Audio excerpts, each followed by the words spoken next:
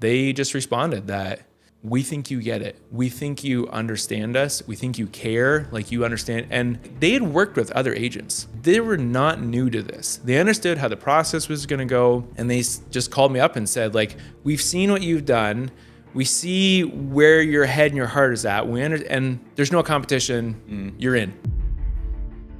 A huge portion of my business comes from social media. Yeah. People just finding me and saying like, you sold this one, it looked amazing, sell mine. Okay, I don't know who you are, but this sounds great.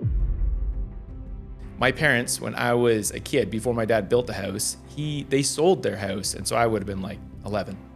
And I remember that experience. That realtor didn't really leave my parents with a fantastic feeling or experience. I think hindsight, you look back and they didn't like it. There's a little bit of lead generation in it because you are making new connections with people. But then there's this like organic nurturing of a relationship. And you don't know if it's ever going to go anywhere. Watching them on social media, you'll see things that you wouldn't see in otherwise, right? And so that puts you in a position to help them, right? But like, is that something that people appreciate, or do they think you're stalking them? Oh yeah, I think you're just a creep. Oh man. That level of service you brought, that's what I want to be able to provide to my clients. Like, you've got a problem, I've got a solution. I care a lot. And it's not always like, oh, I'm just going to blow off my whole Saturday afternoon. But you showed me at that point, like, I had a need, you met the need, and you cared. If you walk in with scripts, and I still interact with realtors who are like walking script books, and then you just want to stop. I have stopped them in conversations. And I was like, you just turn it off and talk to me like a human. Do you actually do this with clients? Like, no matter what you believe or I believe, I'm no better than you. And I think we all have an inherent value. We're created with an inherent value. So then when I go to help other people, even on this transactional thing of buying and selling a house, like, I care. And I want to work with people that I can care for deeply. And one person I asked directly, I was like, have you had the opportunity to rub shoulders with somebody that sees the world so differently? Like, we're seeing this world, it's like so black and white, like so different. And they're like, you know what? I really enjoyed spending time with you. And this really impacted me. And they're like, you are the only person that sees the world so differently than me. I only have like my own people surrounding me. This was a good experience.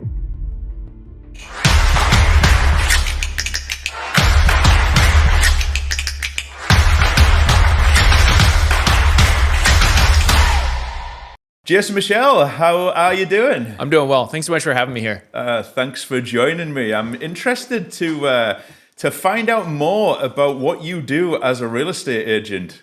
And,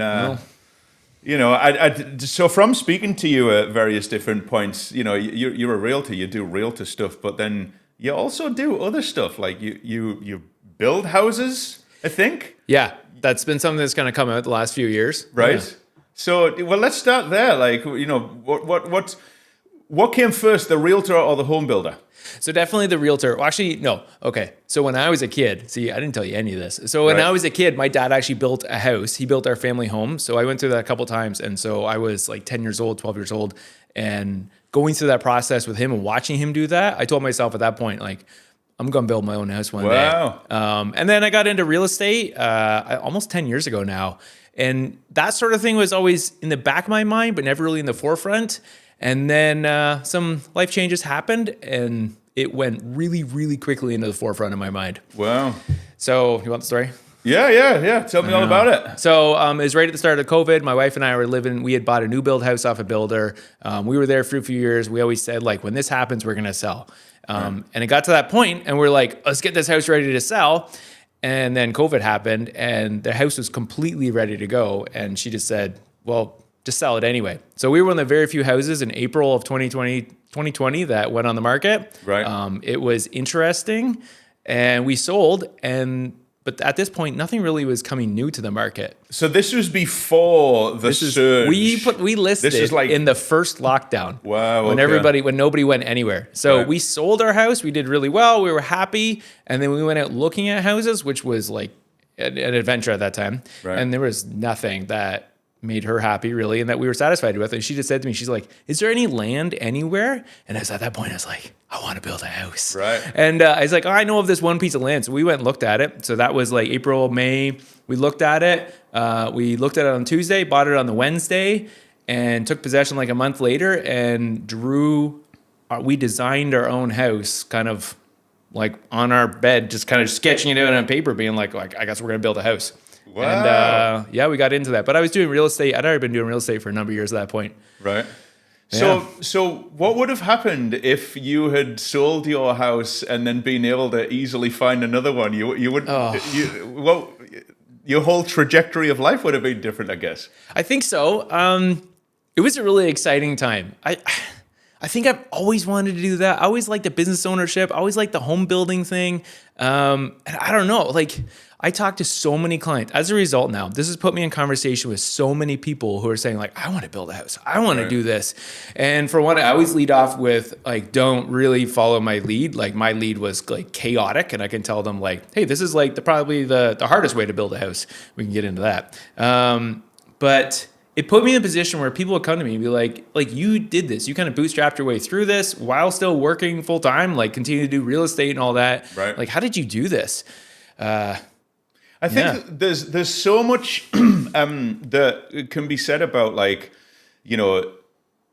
actually being helped or being guided or being advised by somebody who not only has a hypothetical understanding of, in this case, home building, right, but someone who has actually been through it, and right, and I guess in all of the different ways, like you were the architect, I guess. You for good or for bad. You were the project manager. Yep. You were the homeowner. Yeah. Right. And so you've got all of these different perspectives. I can see why people would be fascinated to kind of get some of that insight to help them in what they're doing. So it's put me into interesting conversations with a lot of people that either want to do it or have already been planning on doing it or going down that road. It's created new client relationships for me. So yeah, we built our own house. It was chaotic. So I'll give you the bad. We sold our house. We had no home. We owned a piece of land, and we moved in with my parents, which was not ideal because we had 2 kids under 10 at that point. So that was crazy. Highly advised. You don't do that. It's been told to me we won't do that again. Okay. So we did that. We built this house. But yeah, so you're working, you're drawing, you're planning. I had my dad kind of as like a bit of an asset, and I had some other, like, I don't know, the uncle's done about a bit of commercial building. Is your dad in the home building industry, or did he just build that one home? Yeah, he just built that one home when I was a kid. He did the same thing. He's like, I think he took like a month and a half off work and just went crazy and built a house. So I think in my mind, I think you always look up to people, right? You have people in your life you look up to. In my mind, I was like, man, my dad did that.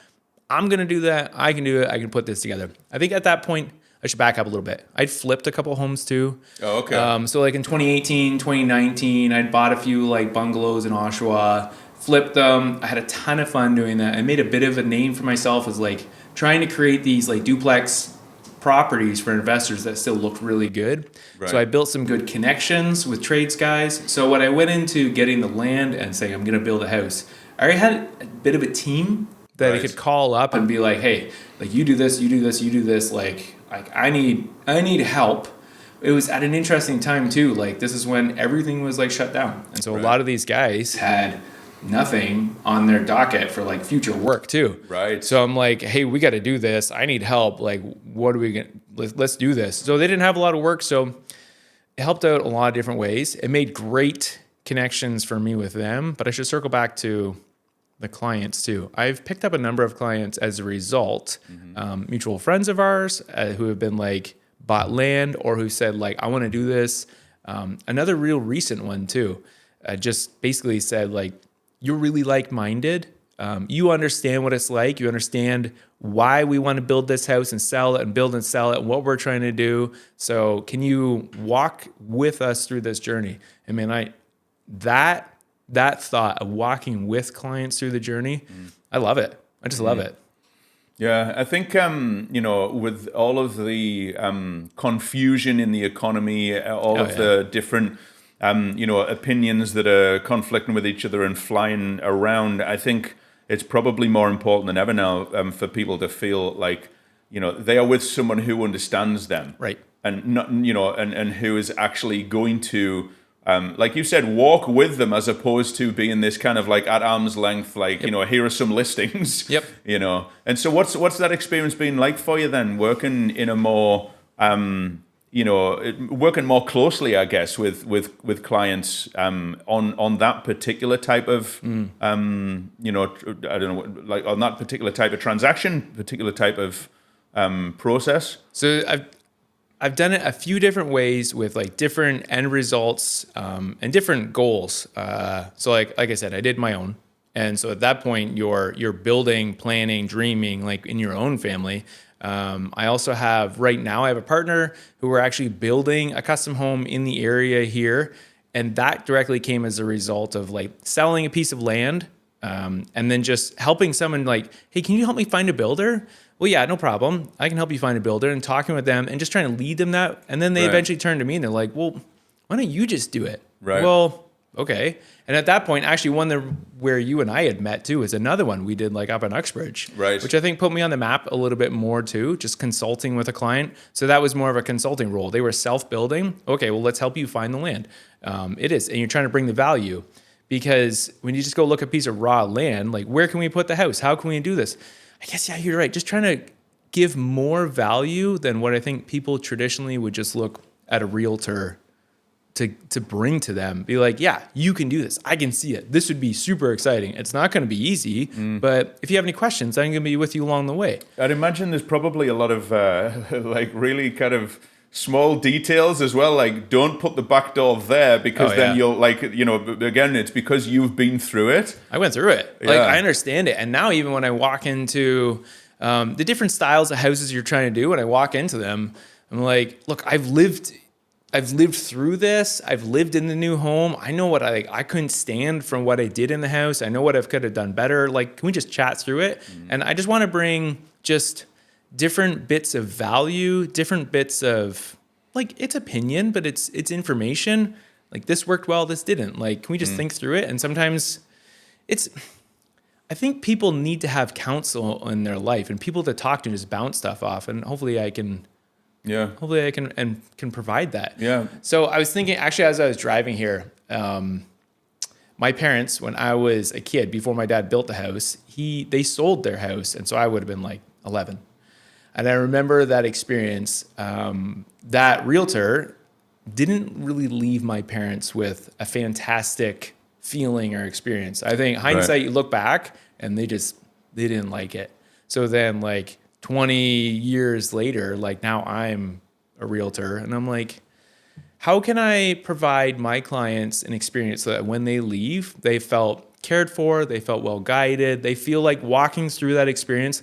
Not all real estate's amazing. Sometimes you sell for bad reasons. Right. But can you still finish that off feeling like, hey, like Jason did everything he could and provided everything he could to make me feel cared for, to make me feel like my best interest was really his interest, because I've seen it on the other side. And I've listened to your podcasts where other people are talking about, hey, sometimes agents aren't really thought well of. And I'm like, well, what can I do, even in this like little specialty, what can I do to finish it off and be thought well of, that I actually cared for that? It's not all about the paycheck.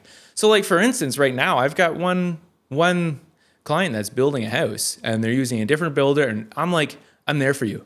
You want to bounce things off. You want some of my trades. Right. You want me to like chat through it. I walked through the house with them. Jason, what do you think about this? Oh, I think you should probably do this here. I think you should do that there. There are a couple reasons. This is what it's going to like to live in a house like this. This is what my clients who are trying to buy at this like high-end custom home are looking for. That's a big thing too. And yeah, I think this is going to be your best return on investment. So I feel like I just talked for a long time there, but I feel like that's what I want to provide to people, like more than just the contract, more than just like, hey, let's go sell your house. Because my plan for that couple particularly, and I have a few others kind of lined up, like this is a long-term thing. I want to be in and around your family for the years to come, helping you and being like a counsel in the years to come. Yeah, it's not a transactional thing. It's a relationship thing. And I think so much in real estate, and you've said that with some of your other guests, so much in real estate, we get accused of just being very transactional. Just like, let's get through it. Let's buy, sell, move on, buy fancy car, and it's just so transactional. And it's like, I think the agents that are doing really well right now, I think you're always going to have they're super transactional and they're making a lot of money for themselves. But the agents that are really thought well of, the agents that are really recommended, they're beyond transactional. They actually care for their client. Like, I always tell people, like, that's a real person on the other side. They have goals, hopes, and dreams. And like, this can't just be purely transactional to me. Yeah. So talk about some of those goals, hopes, and dreams that people have then. Like, you know, what is going on beyond the fact that, you know, their house is now too small for their family, so they need to get a bigger house. Like, delve a little bit deeper into what's going on inside them that you can then support and walk alongside them with. Yeah, I think that's the thing. Like, you get people into, it's a lot of fun. Actually, just helping a family right now do this. I helped them buy their first house. They had no kids. They were just newly together. Like, they bought their first house together, and then you're kind of watching them. We'll probably talk about social media at some point and like how we mutually despise it on one level. But you watch them go through their life, and then after a few years, you see, okay, they have a kid and they have another kid, and you're like, they're running out of room. And then you come back in and say, okay, you're running out of room. Like, what's the next step? How can we do this? How can we do this wisely? Like, how does this fit into like your life, like where you work? I just did this one. It was really exciting. They called me up. Hey, we've been in this house for a long time. My parents got a little older. Like, what would it take to us to sell like both of our houses and find this really unique property that works well for us? Okay, like that's amazing. And we went through that path and just helping them think through, this is what it's going to take. This is what it's going to take to get the houses ready. This is the result. This is how I'm going to try and protect you and your best interests through it. But I think you deal with that with a lot of clients. That's where social media, this is the one part about social media I really like, is that you can engage with people in their real life and you can see what's actually going on in their life. Right. And you can see like they have kids, they have like job changes, they go here. You just kind of like little touches. And it's not like the awkward realtor touches that have been so impressed upon us at these real estate training conferences. Like what? Oh man, it's just like endless. Like I've heard a couple times like you need to have like 9 touch points or 7 touch points. Right. And so many of them are so forced. Yeah. And I'm like, I want to be really organic with my people. Right. And so it's just kind of interacting with that way and just like, okay, what's going on in your life? Like how can real estate help you in your next step? So, I mean, there's some of that. So some of it is like going from like your starter condo or your starter tiny home, and how do we like bounce you kind of like gradually up and protect your interests as you get to a larger home as your family needs it. And yeah. So taking that organic approach then, what has been the response from clients who like, you know, because if you're watching them on social media, you'll, you know, see things that you wouldn't see in, you know, otherwise, right? Yeah. And so that puts you in a position to help them, right? But like, is that something that people appreciate, or do they think you're stalking them? Oh yeah, I think you're just a creep.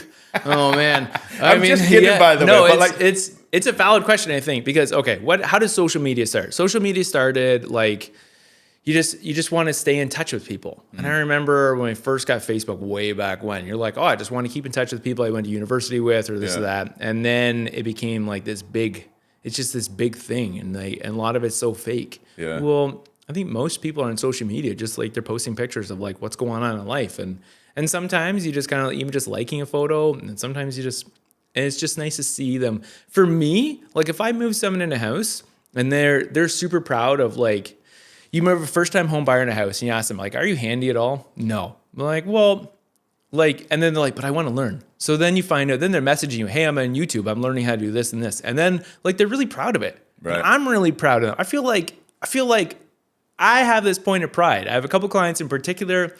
They didn't know how to do anything. They got in, they bought their first house. This immediate sense of responsibility. Like, I'm a homeowner. And they're like, I'm going to make this place better. I mean, I love that. That's so cool. And then they're learning how to do things and they're posting things they're doing. And I'm like, that's super exciting to me. Nice. Like, you love where you are. You want to make it better, and you're getting a lot of value out of that. And I just try to encourage them through the process. Yeah. So, I mean, I just want to be like, you want to be a friend to people, but you want to be excited with them. Yeah, and I guess I've never really thought about it in this specific way, but it's almost like social media has replaced, in some ways, like a natural kind of small town community, right? Sure. So, like, if you would have previously bumped into these people at the grocery store, yep. at the school gate, yep. at church on a Sunday, at the local fair or whatever. Yep. But because I guess culture's going in a different way. Everybody's kind of off doing their own things, and you don't always go to the grocery store. You just get it delivered to your house. Yep. You don't always, I guess this is just a new way of staying engaged with people. I think it's a more organic way in that otherwise, like as a realtor, like you don't live in my town. Like I moved you to a town where I don't live. I'm never going to naturally cross paths with you. So to cross paths with you, it's incredibly forced. Like I'm calling you and interrupting you and being like, hey, it's Jason. I don't know if you remember me. Like I sold you this house. Or you get the people like I've gotten in people's houses and they're like, this realtor, like I haven't seen them in 10 years, but they give me this card every year. And I'm like, well, like how does that feel? Or the calendar, like stuck on the side of the fridge. Well, that's neither organic, nor does it provide any value to them, nor do they feel like any emotional connection. Obviously, because now I'm sitting in the house talking about selling their house. So there's obviously no emotional connection to this person. So for me, I think social media can be used well. Moise said it the other day, right? It's not so much about lead generation always. It's like lead nurturing, but it's relationship nurturing. Like I'm not gonna go into a town and run into my people. And sometimes you go knock on the door, just like a pop by, like, hey, I'm in the area. You can just go knock on the door and be like, hey, just thinking about you guys. That's pretty cool. People like that. But like, how can you do that for all of your clients? You get like 100 plus families scattered all around Durham. You're just going to spend your whole life driving around. No, but you can just touch base with them. And I actually, a lot of new connections too. I tell people, I'm like, hey, can I just grab you on Instagram? Like, I just find this is a really nice way to stay connected. Yeah. But I mean, you look at me. I'm not posting like crazy. I'm horrible at it. I wouldn't say that. I think that you are more of a like one-to-one people person, right? You are kind of more conversational as opposed to performative, right? Right. Yeah. And so I think that your social media activity is probably just right, Jason. Thank you. I appreciate that. But it's really interesting, the way that you've described that. It kind of keeps you connected. Yeah. So I've been, there's a few different places I've heard this recently, whether it's like conferences that I've been to or podcasts that I've been listening to. People are talking about how, with social media, but also like with, everything from like, automation, artificial intelligence. There's so many different things that previously would have been natural human interactions that are now disappearing. That it has to be a little bit more of an intentional thing to create those opportunities to nurture the relationship. And I'm not saying nurture it in a point of view of like, the second step to the sales process is that you nurture it. I mean, like in an actual authentic, like you care about these people, right? And then you see something on social media that makes you feel proud of them or makes you feel happy for them or I don't know whether this has ever happened, but makes you feel concerned for them. Oh, for sure. And so then you then following that up with an organic message, phone call, visit. I think that's that's a true and authentic way of using social media. So maybe it's just reminding me of what I need to do too. Be like, oh yeah, there's that person. And like, it is, I feel like it should be, and it can be. You can imagine if we like automated the responses on social media, you'd be like, hey, okay, these are my clients. And then when something happens, like this automate, that would be brutal. Yeah, you can but you could do that on AI. You could like, okay, so if this family of 4 suddenly becomes a family of 5, Did you see that video I posted? No. It was like the one that like I did that whole like so that George Bush thing about laughing about like when a family of 3 becomes a family of 4 or whatever, and we're like, you need to upgrade your house, and people thought it was hilarious, and I think there's room to be funny on social media, but I think you need to be organic. And I think Yeah. like you've received AI responses on You know, text, you know what it is. and you're just You know what it like, is. yeah, you can. I'm just thinking as like, imagine if I had this like, and it became so efficient, and it was like, oh, you just AI response to your clients, like they're gonna catch on, and they're gonna be like, you know what, like I worked with Jason because he really cared, and now I can tell I'm getting these AI responses, therefore he doesn't care, and therefore they're gonna move on to someone else. Yeah. So I think there needs to be the reminders. I think are good to give the organic touches. But yeah, You know what it's making me think of as well? And I don't know why it's this specific analogy that comes to mind, but like a family doctor, Yep. right? So, you know, you can go into a walk-in clinic and you can get like medical attention for whatever it is that ails you at that moment. But if you go and see your family doctor, they're going to look at whatever is ailing you in that moment and say, oh, you know, remember that thing that you were struggling with 2 years ago, which, you know, Yeah, they're seemed gonna to be remember. a consequence of that thing that, you know, that health problem in your youth. Like, they can connect all of the dots in a way that is going to ultimately give better care. Yeah. Right. So surely that's the same with real estate. There's probably all kinds of little things that might not even be fully conscious, but things that you know about the client that is going to allow you to help them in a more holistic way. Yep. Are there some examples of that, like where you've kind of given guidance to a client that was because you knew them more than, you know, somebody who had just kind of called you up and you were doing a transaction for them? I think, yeah, okay. You and I were kind of chatting earlier, and I've mentioned this to you before. Like, I deal with like church, and my faith has been a major part of my life.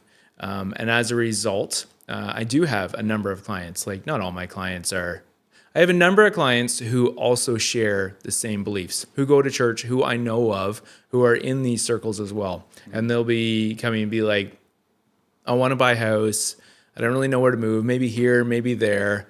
And I think at that point, because you have more of an understanding of, they have a community that they're very, and I think everybody's part of a community.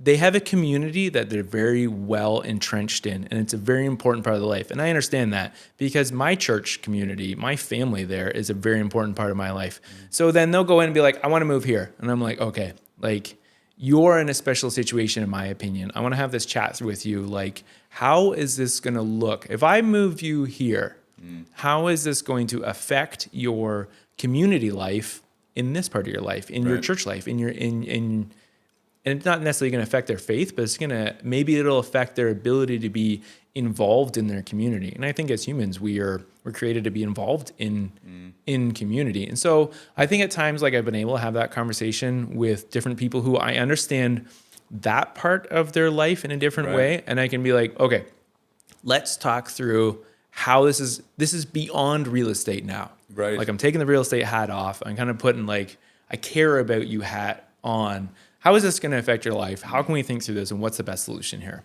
Yeah. But people ultimately make their own decisions. But sometimes you need to take one hat off and put another hat on. Yeah. Well, I think you know, you mentioned it earlier. Like, wise counsel is such an important thing, because like each individual person, they know what they know, and then the rest of the stuff they don't know. So they need wise counsel.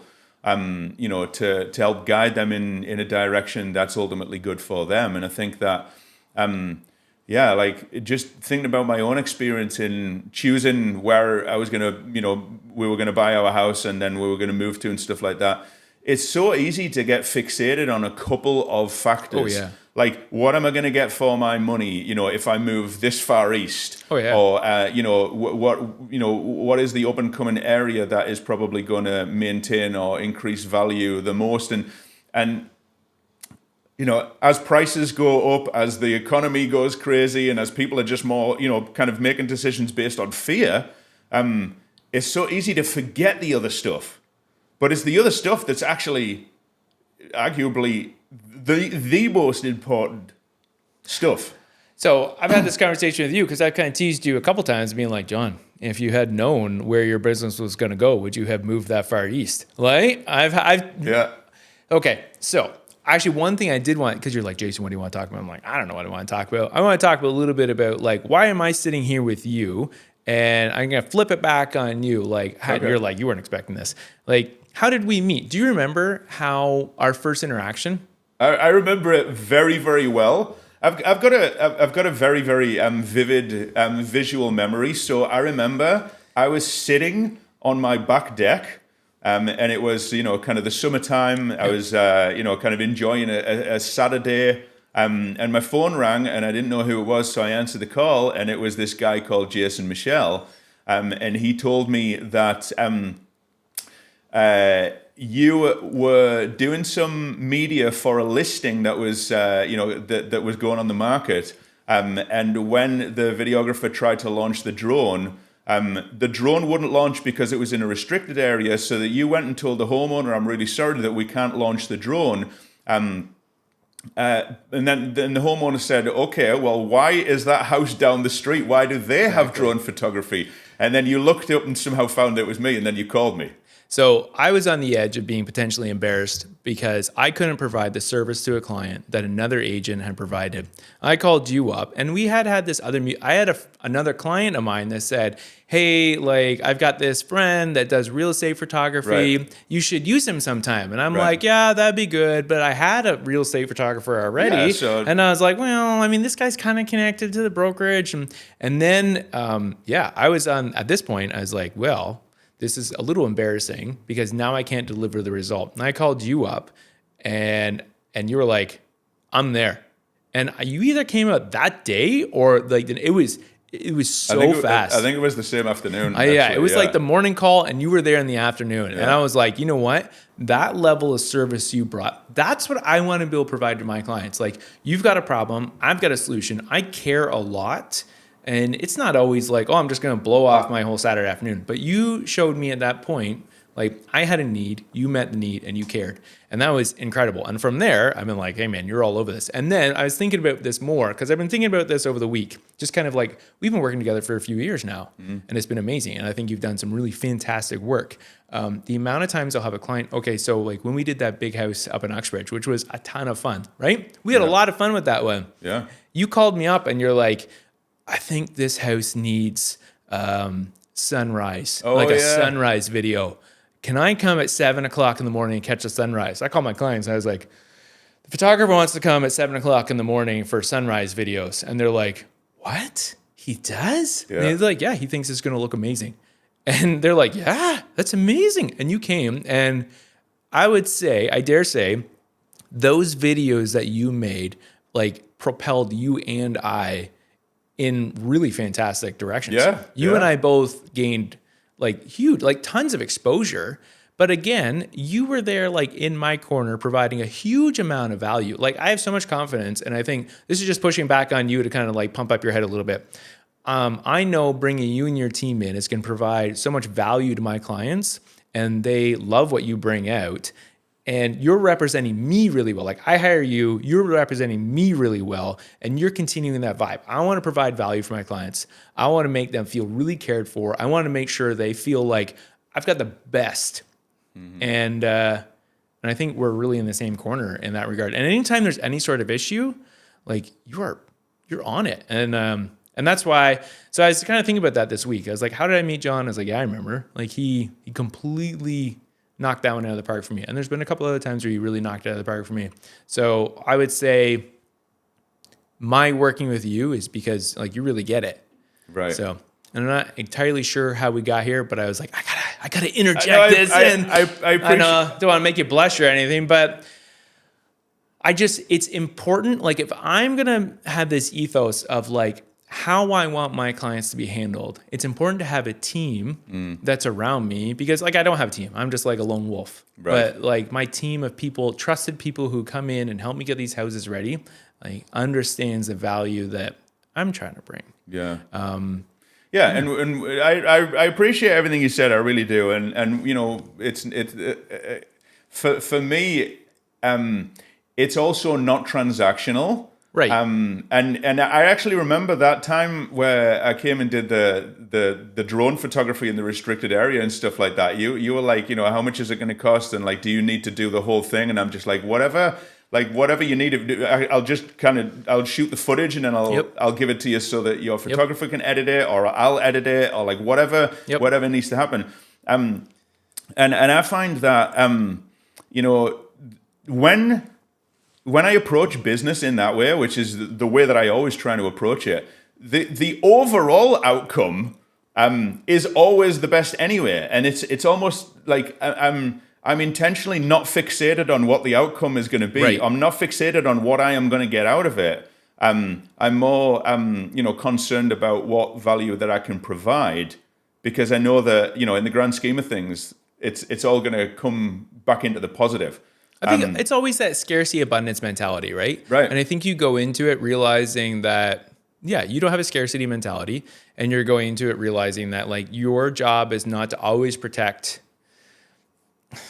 not always just to protect your bottom line. It's to do the best service, and you want to be really proud of the result that you've delivered. And I really appreciate it. And that's how I view it too. Like I even think about like with that Uxbridge house that like we had so much media on that, and you went way, way above and beyond. And you made me look really good on that one. But then we started to have, like you and I both, we started to have so many phone calls. Who shot that? Yeah. Who did the photos? And then we started people being like, hey, can we share some of these photos? Can we do this? And I think that was something that I was learning in the process while doing that one, that the only way to sell these like higher end homes is to be really collaborative. And I remember you and I having a lot of conversations. So I guess to kind of pivot the conversation a bit there, you and I having these conversations about these like luxury homes and like, well, how do you sell luxury homes? Because I've had this conversation endlessly with other agents. Like, How do you do this? Like, how do you feel comfortable doing this? And I think it's a lot of collaboration is necessary, because when you're trying to push your way into that higher end market, a lot of it's super exclusive and they're just like so protectionist, and they don't want, and it's like, you know what, my job is to sell this home. You want to come in and you want to do your own marketing on it. You want to come and do this. And like you brought in other guys doing other like photos and videos on it. Yeah, you basically just opened the door. Oh, it was just like, come on in. We had this one week where every single day of the week, we had someone else shooting content in the house. Yeah. And then we started to get calls, both you and I, from all over the GTA. Yeah. Like, that's pretty cool. How did that come out? Like, the house looks amazing. And I think it's been good I only say this because it's been a lot of fun to see you and I both like being able to win from it. And I feel like a lot of times in business, people are only looking to win themselves. Right. And I feel like I've been really excited seeing like you be able to grow from this too, and you be able to start doing more stuff, man. And I guess it's that kind of feeling too when I look at like clients building things in their house. I'm like, oh, that's so cool. You're proud of me. Oh, I'm so proud of you. Well, I appreciate that, and I'm proud of you as well. The way that you have in a number of different ways. But one thing I will pinpoint as well is that when we started working together, you were like, I don't want to be on camera. Oh, like I've kind of tried it before, and it was a disaster. It was so awkward. And I kind of pushed you, like in hopefully a positive way. But then you kind of found your own way of doing it that is kind of like it's you and it's authentic and it's not cheesy, and so I'm really proud of how you've grown in confidence and you found you found your authentic voice, just to kind of put it into those terms. Well, I find from talking to clients, a lot of realtors, and I guess this is speaking to other realtors right now, a lot of realtors are like stiff or awkward. A lot of realtors don't really convey probably who they really are. Right. And it's so performative. And I'm like, I think people are looking for someone natural. Like, I think like this like 3-piece suit real estate is probably not what people are really looking for right now. And one of the best was it was on a Saturday morning, and I got that phone call. I get this phone call from a guy, and he's like, hey, my wife's been following you on Instagram for like 6 months. He's like, we want to buy in such and such area, and we think we can probably tolerate working with you. And I just laugh. And I was like, that's amazing. I said, so basically you've seen me on Instagram and you think I'm tolerable enough to actually spend time with to look for a house. He's like, yeah, I'll be honest with you. He's like, we've looked at other real estate videos and you're just like, I could not spend 5 minutes with that person. And I'm like, perfect. That's what I'm looking for. That is amazing. You think I'm going to be like natural enough? Like, okay, let's go and do this. Like, I have a professional job and role, but my professional job and role shouldn't make you feel so awkward or like, oh, I loathe hanging out with a realtor. Yeah. And I'm like, and I think I understand that too. And I thank you for that, because I think you just need to be on camera and just be normal. Yeah, and what I kind of often tell agents when they're hesitant to go on camera and kind of put themselves out there is that like there are many real estate agents in this industry who are capable, passionate, looking out for their client's best interest, able to get the job done and create a good result. Right. But clients have no way of knowing that. Right. And so, you can kind of do whatever, you're able to do to, to show the proof of your abilities or whatever. Yep. But for some people, they just need to see something that gives them an indication of, how you would conduct a conversation, like what your energy is like, whether they would feel comfortable inviting you into their lives, because that's what it is. Oh, big time. And so, with respect, Jason, there's probably a lot of realtors who could have done as good a job as you, but it was, I think that's brilliant. You are tolerable. Oh, yeah. He literally said that, and I laughed so hard. I was just like, I know this guy for about 7 seconds, and I'm killing myself laughing. I was like, perfect. This is going to go well. Yeah, I'm like, that's exactly what I was trying to convey. Well, you know what, as well? So by putting yourself out there in a way that's authentic, you will connect with the people who are your people. Yeah. And you will put off the people who are not your people. So honestly, that it's like, it makes it so much better. Yeah. It makes it so much better. And I think that's the thing about social media. Like I said, you and I heard you on the other podcast, you're like, I hate social media. And I'm like, I hate it too. Yeah. But there's some aspects about it that I love. A huge portion of my business comes from social media. Yeah. Either through people just finding me and saying like, I'm going to be doing another condo soon. And she just called me up and she said, you sold this one. It looked amazing. Sell mine. Okay. I don't know who you are, but this sounds great. Yeah. But then I have other people that like start following and you can see it. Like, I don't know who they are. I don't have a clue. And then 6 months later, they're like, hey, let's do this. Yeah. I've had other ones. Okay. One of those clients that's building a house right now, right? They came in and they called me. They had this finished house. Actually, we were building our houses at the same time. It was this big thing and kind of in the area. You start a social media account around this house you're building, and everybody wants to follow this house you're building because it's exciting. And then we realize how busy it is and we stop on that. Anyways, so I was following this other family while they were building a house, and it was local to us. And we would interact like every few months, a couple of messages. Looks good. What did you do here? Like, what did you do there? Right. And then after like 2 years, I get the call. We're going to sell. We want to do this again. Come over. No problem. I'm not going to push the conversation at the time. I walk in, I sit down with them. They're probably going to watch this. And I really valued it because I sit down with them and I say, like, you've bought and sold a number of homes. Why am I here? And they just responded that, like, we think you get it. We think you understand us. We think you care. Like, you understand. And so, like, they had worked with other agents. They were not new to this. They understood how the process was going to go. And they just called me up and said, like, we've seen what you've done. We see where your head and your heart is at. And we just, like, there's no competition. You're in. Yeah. And I'm like, that's amazing. So kind of like what we said about, like, there's a little bit of lead generation in it, because you are making new connections with people.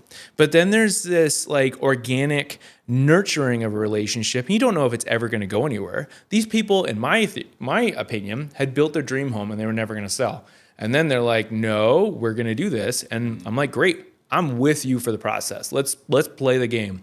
But you just kind of interact with people and you're building relationships, because I think social media can be like so fake. And I'm like, how can we make it more real? And I think that's why I've long struggled. I know you've encouraged me in different ways. Like, I've long struggled, like, what do I do with this?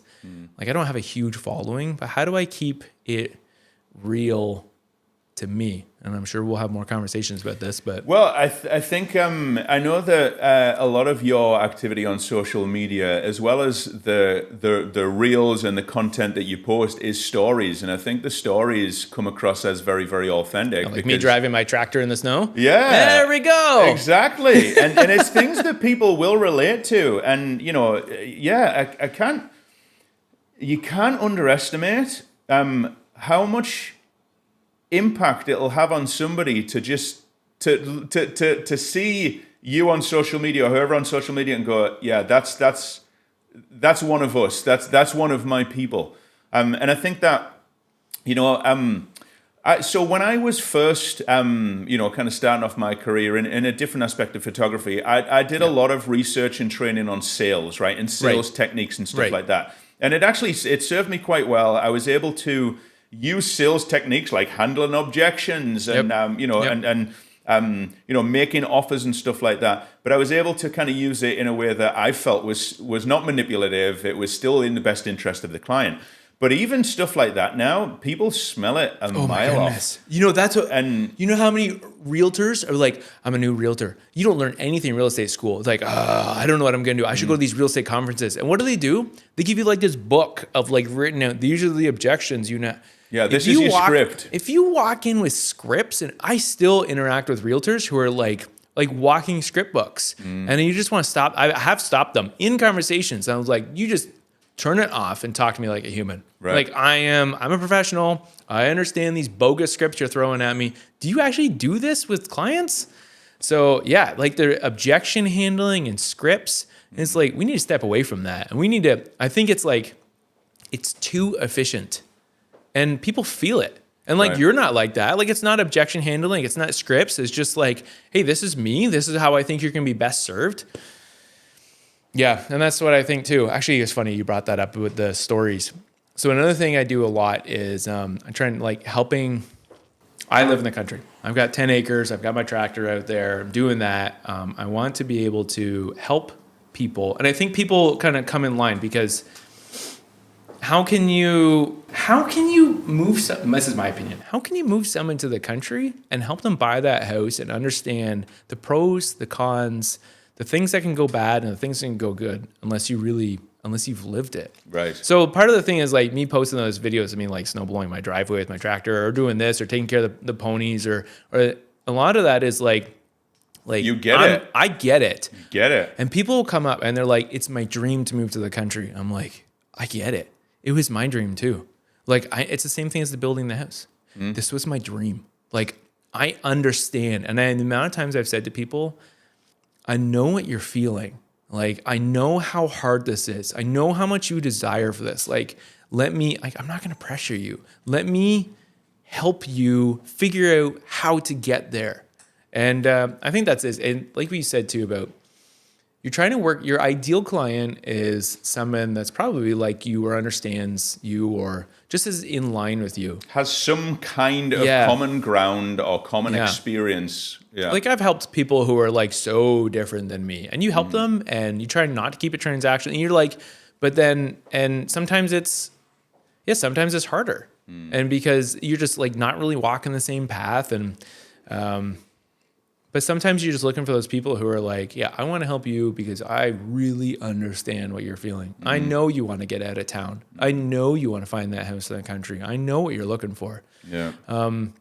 So that's really exciting. Yeah, you're helping them in the way that you would help a friend or someone who you are not going to have a contract with, or it's the contract and the agreement is like a formality, but you are walking the journey with them.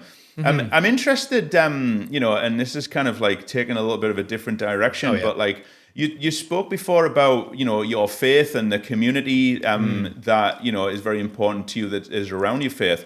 How much of this approach and these values that you bring into real estate would you say comes from, your faith and the way that you, see life, not just, kind of in the context of real estate? I would say as much as it's probably the most important thing in my life, I would say it is the biggest factor in how I and how I deal with people and how I deal with it, how I care for people. In my belief, in my understanding, everybody has an inherent value. And I think that's a major part of it. I'm no better, like no matter what you believe or I believe, I'm no better than you. And I think we all have an inherent value. We're created with an inherent value. So then when I go to help other people, even on this transactional thing of buying and selling a house, like I care. And I want to work with people that I can care for deeply and that understand like, he really cares for me. And I think it's the core of who I am. And I have more or less opportunities with clients to be able to express. Like, to be honest, there's a difficulty, in my opinion. Like in real estate, you've hired me as a professional to help you reach an end goal, an end result. Like it's not take you through a process. Yeah, it's not for me to project my opinions and values on you, but it is going to affect how I care for you and how I think your interests. Like you've brought me in to take care of your best interests.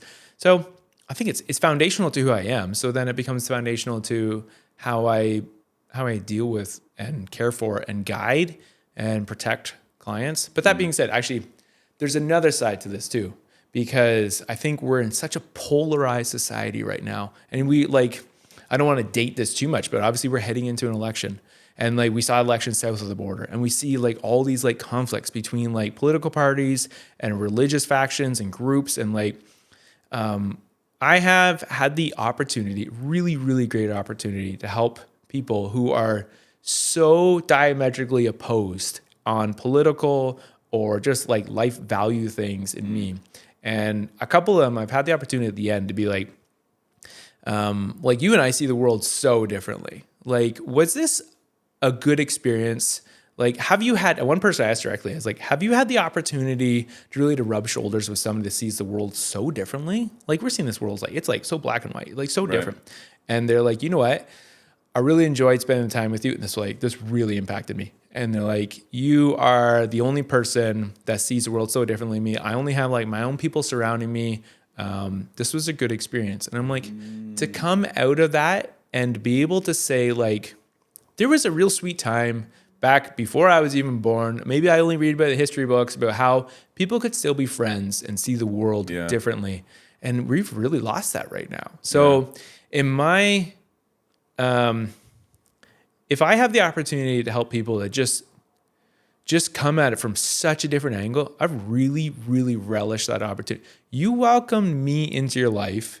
You don't know what my political or religious views are. You normally won't associate with people like me, but we're going to do this. And my goal at this point is that we have a fantastic relationship to this, and both of us walk away really valuing the other person. And I've had that quite a number of times. And that, in my opinion, stems from like my heart for people, and which stems from my faith. Like, I'm not here to draw lines and cause division. And if I can do that in my job, if I can create some peace and harmony, if I can show you that the people on the other side of the line aren't bad, and I can show you I genuinely care for you in a world that's, man, there's so much chaos right now, and it's heartbreaking. And like, people need to come together. Like we don't, so that's been, so to kind of bring that in, maybe I wouldn't feel that way if I didn't have that as a foundation like I've really enjoyed listening to the podcast where you have that opportunity to talk about that, where you say like, like I go in and I speak to guys in prison, and I'm like, man, that's putting faith in action. And going there and sitting with guys and sitting with people that come from such a different walk of life, who've gone through so many different experiences, and having patience and showing love and compassion, that transcends any employment, any job. It just washes away. You know what? I care for you. I'm meeting you here where you're at, and I want to show you love. And we need more. We need more of that. I think it's a real privilege to be able to do a job, because let's face it, like we spend so many of our waking hours doing the job that we have chosen or that we've ended up with. But it's a real privilege to be able to do that. And and and maybe have it very, very aligned with your values, whether it be faith or whether it be your own kind of personal values, or whether it be an opportunity to express those, whether it's explicitly or just with the way that you treat people. And I kind of really feel that as well. You reminded me of something that happened to me when I first came to faith, which is not that long ago. It was like 7 years ago. I had and I'm going to tell this story. He may or may not be watching this, probably not. But my next door neighbor at the time, there was one evening where me and a friend of mine had been out to a pub, and we came back, and my neighbor was there having a beer, and he said, "Oh, do you want to come over for a beer?" And so went over and had a great time. Was there for a couple of hours. Was jokes and laughs and everything like that. And then at one point, I was completely blindsided with him saying something that I found extremely offensive. And I'm not going to say what it was, but it really offended my sense of like humanity and like, what is right and what you can't say and what you shouldn't, anyway, yeah, it was so offensive. And I had this moment where I almost turned my back and walked out and just said, I am never going to associate with this person again. Yeah. But something stopped me, and I thought to myself, why should that be my reaction, right? Right. And it was a real turning point for me. And since then, I've not exactly sought it out, but like when I am with people who have different views, different values, different ways of kind of seeing the world, I actually relish it as an opportunity to come together and to find common ground, and to be respectful of somebody's different opinion, and not think that I am the one who's got it all figured out. Yep. And bringing it all the way back to kind of real estate, building relationships in the context of doing business with someone, whatever that might mean. I think that if we approach it that way, even if our views are completely different to someone else's, there might be some way that they strangely complement each other, or strangely, you learn something from them and they learn something from you. Yep. And so that's a beautiful thing to, to be able to actually have as part of your job. I think I've had this conversation with a few other agents recently who wear their thoughts and beliefs on their sleeve very boldly, almost confrontationally. Okay, so for instance, like in my brokerage, the lady Kelly Squires, who runs the Nook Realty, she's amazing. She's an amazing agent. She's an amazing friend, and she's running a really awesome brokerage. When we were going through some of the stuff through like the pandemic times, she said to us, like, look, we all have so many different beliefs about this. Like you have your social media is a professional page, and to an extent you represent the brokerage. She's like, whatever you believe, like this way, that way, all the other ways, she's like, this isn't the place for it. Like you have a job to do to represent your clients. And she's like, you represent us, like whatever you believe is fine, but we're not going to draw a hard line. We're not going to ostracize people. And I've had this conversation with some other agents recently, and I'm like, your professional page may not be the place for you to really flog this out there, like aggressively what you believe. You can believe this or that or whatever else. And partly it's like, I think you can damage yourself professionally. The other thing is if you wear everything you think, like everybody believes things. Everybody's got belief systems, worldviews that form who they are. But if you wear it so aggressively, you may ostracize people and lack the ability to actually interact or engage with them as a result, because they may tune you out to the point that you don't have the opportunity. And it's not just financial. It's not just about business. So like you'll see on my social media, like I'm not really out there and aggressive. I may care passionately about what I believe, but I also understand that if you're not careful, you can end up putting so many walls up that you're going to get stuck in your echo chamber. Right. And so I try and have it out there like, hey, I love people. I want to help you. I want to help you find a house. I want to help you achieve your goals. And I want to make sure I continually have a flow of people who are not just in my echo chamber, because I think we all do it. We all naturally, and I think the world is doing it more and more. We're all gravitating towards these echo chambers. And I don't want to cut myself out from having the opportunity to engage with people that see the world differently than me. Yeah. So, and I think that's, in my opinion, I may be wrong, but I think it's important. I think it's a lot easier to cut people out of your lives who don't agree with you. And your life is so much easier because you don't have to think about the other side. So that's why I don't wear it too aggressively. You're making me really think here, Jason. You're making me kind of question, a certain belief of my own when it comes to marketing, right? And I don't know whether you've just had an intervention that's going to change the course of my kind of development as a marketer. But like, I tell people that if you express your opinion, values, convictions in a way that is kind of clear, then what will happen is that you'll attract more of the people who are your people, who are going to be on the same kind of wavelength, who are going to be a good fit for you professionally and personally or whatever. And then you'll push, you'll naturally filter out the people who, and the way that I would describe it is the people who are going to be pains in your ass.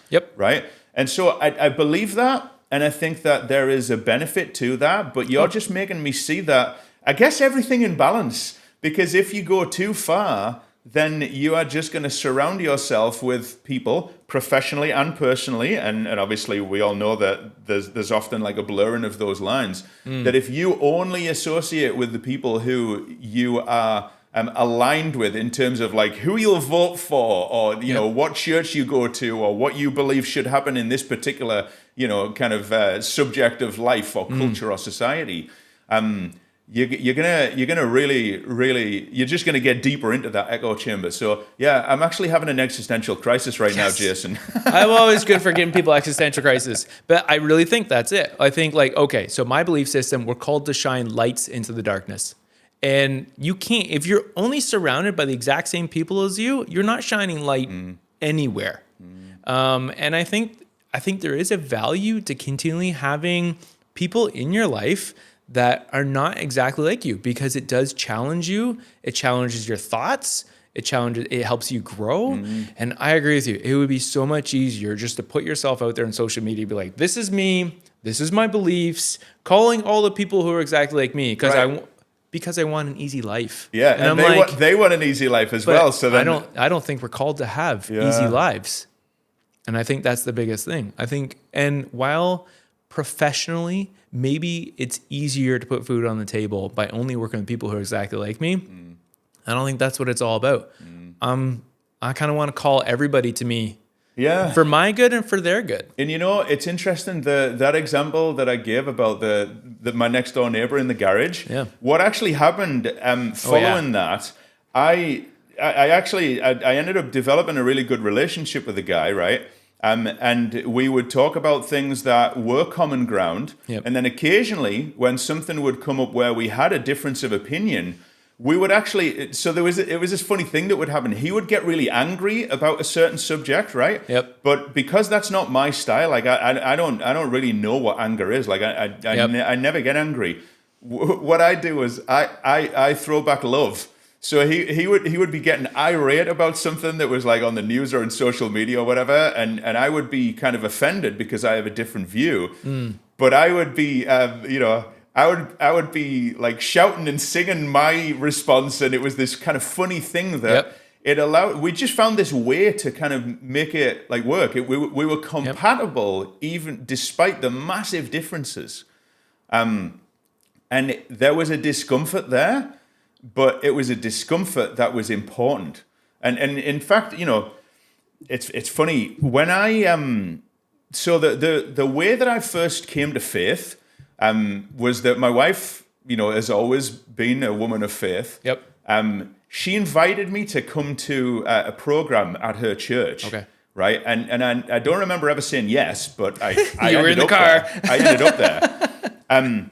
And when we got back from that, And it was like week one of like a weekly session. When we got back from that, she said to me, she looked me right in the eye and she said, "Don't worry, I am not going to make you have to ever go through that again." And I said, "What do you mean? Why did you say that?" And she said, "You were obviously extremely uncomfortable the whole time." And I thought about it, and I said to her, "You're absolutely right, but I just feel that I have to go back." So we went back. We kept on going back week after week, and then I'll not go into the full story, but then I ended up coming to faith, and it's been one of the most significant changes, positive changes in my life. Right.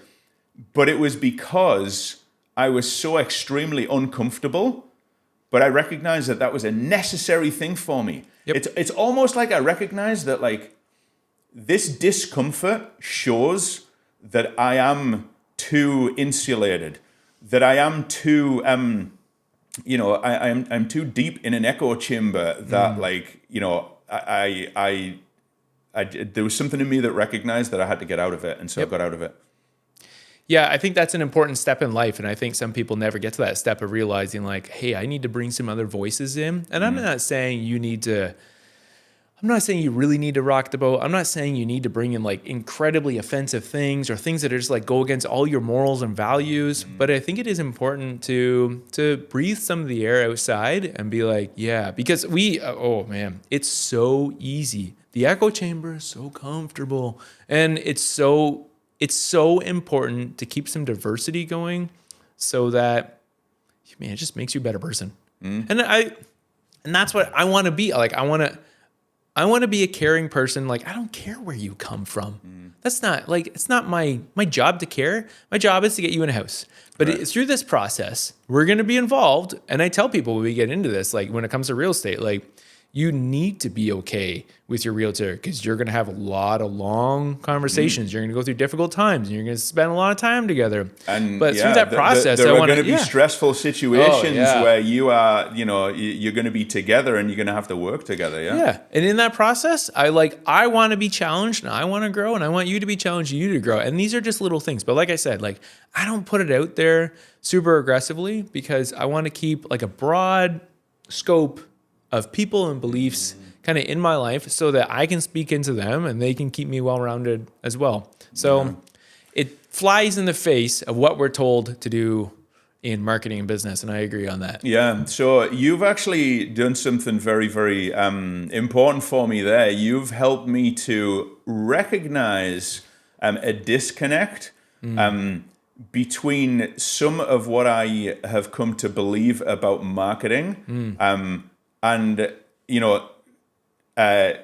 and what I would hold true as values that that are important in my life.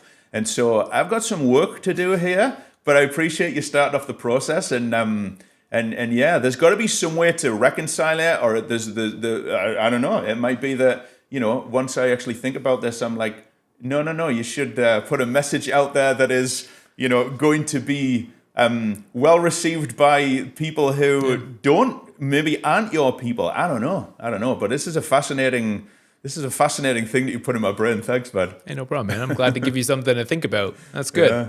It's my job for today. So, well, let's wrap up by you just telling me like what's next for you. Like, what are you up to right now, and what things have you got in the pipeline for the future? It's actually been an okay year, but I mean, right now, like, again, to timestamp this, like moving into the election, I feel like the market in the area is just kind of frozen and like there's a little bit of turmoil. So some of that, like last year, I had a pretty good year in that I was able to go to a lot of clients, be like, hey, now is not the time. Like the market's not moving well. Let's see what it's like next year. And I think I've got myself in the position where I can like weather the storms a little bit and we'll see how this goes. There's still work coming in. I'm still helping buyers and sellers. We're all around all over the place. I think the nonstop question I get is, Jason, when are you going to build again for myself? Which is funny, right? And my wife and I talk about that. We're like, oh, should we just take our house down and start over? It's like a daily conversation. Right now I'm helping some clients kind of finish up a build on a house, and that's with a partner. So I'm kind of the client care side. I think, John, what it is for me is every year is a new year. And I listened to your first podcast, the ladies from Clar, Right. and they're like, we think 2025 is going to be an amazing year. And so here we are, like 3-4 months later after that podcast, and you're like, well, that was a really mishandled crystal ball moment, wasn't it? Like, you had no idea. If I look back 5 years, and like I think you've talked to some other guys, you've talked to them about like their 5-year plan, 1, 3, 5-year plan. Right. If I look back at any period of my life over the last 5 years, I never ever could have predicted that I would be in this situation after 5 years. So I think I've learned in my old age now to kind of sit back. Your wisdom. In my wisdom, I got more gray hair, to kind of sit back and like there is an importance to planning. And I think the plan, you always want to get better. You always want to succeed more. You always want to do better. But I think you need to hold it loosely. I think we get taught so many times in these training seminars about creating goals and plans. And I've got goals and plans, but I hold on to it a little more loosely. I've got kids that are 9 and 12. We're in my opinion, a real important and pivotal time in their life that I want to be around for. And I can drown myself in that American dream pursuit, or I can make sure I'm around with them. So what's next? What's next is, I've got things. I'm working with a guy. We're trying to convince them to let us sell and build 8 custom homes on this thing. That would be incredible. I'm working with other clients about doing this and that, buying and selling and moving. And like, that's all part of it. But for me, like I'm a dad, I'm a husband, I'm someone that's involved in my community. I've got little goals all around there, but I want to hold loosely enough that I can react and adapt. And I don't want to be so busy that I'm not there for those who really need me. And sometimes, to be honest with you, sometimes my clients are some of those people that are like, some of them get a lot more time and some of them get less. But like, I guess some of them need more, some of them need less. You go back to that transactional thought about realtors. Like we're in, we're out, whoosh, we do our job and we're gone. And some people need more hand-holding. Some people need more care and love. So when you ask me what goals are for me, sure, I've got goals. I've got like goals for all different areas of my life, but I also hold loosely to them, knowing that if I hold tightly to my values, the goals will be achieved, and I'll make sure to take care of the people who are placed in my life while I'm pursuing those goals. If I hold tighter to my goals than my values, I'm just going to steamroll the people around me. And I'm not interested in that. I'm interested in impressing on other agents that we need to get along and we need to help each other and grow each other. I'm interested in impressing on my clients that I care for them beyond the transaction. And I'm interested in raising my children up to be their own meaning, to do their own meaningful thing in this world. So I guess I really didn't answer your question. You answered it beautifully. And if I was to, kind of try to boil that down into my understanding of it, you have, you do have a plan, but it's a values-based, humanity-focused plan that is loose enough that you can just kind of take what's coming your way and not be so fixated on like the specific goals that are going to cause you to take actions toward those goals that are against your values. And I respect that, man. That's a fantastic plan to have. Thanks, man. Yeah, I appreciate that. I'm glad you were here to help me kind of formulate some of this into words in ways that maybe I wasn't going to before. So I appreciate that. Yeah. I always appreciate my conversations with you. You always bring out good thoughts in my head too. So I appreciate that. I'm an external processor, and that's where, people ask me why I'm doing this podcast. I don't actually really know exactly why, but one of the reasons is that when I have things that are just floating around in my mind, like thoughts, ideas, concepts, like beliefs. Sometimes I kind of know that they're there, but they're not super, super clear. But a lot of the time I don't even know that they're there. So by talking, just by engaging in dialogue and kind of, and having it as an organic process, that's where I get my clarity. So if you've had the opportunity to get some more clarity yourself, then we're then working it's a through win-win. things together. We're just like, we're trying to get things more clear together. And I appreciate that. I think we externally, when we get together on shoots at houses, I feel like we externally process through a number of things together, but I appreciate the intentionality of this. And I think that's a thing. I think just to leave it on that, I think the need to be intentional around with the people around us, the job we're doing, the things. I think intentionality is so important. I think we're here for a reason, and some of us need to find the reason, and some of us need to keep fleshing it out. Find the reason. Yeah. All right. There you go. Thanks very much, Jason. I appreciate it. Yeah, thanks, man. Thanks.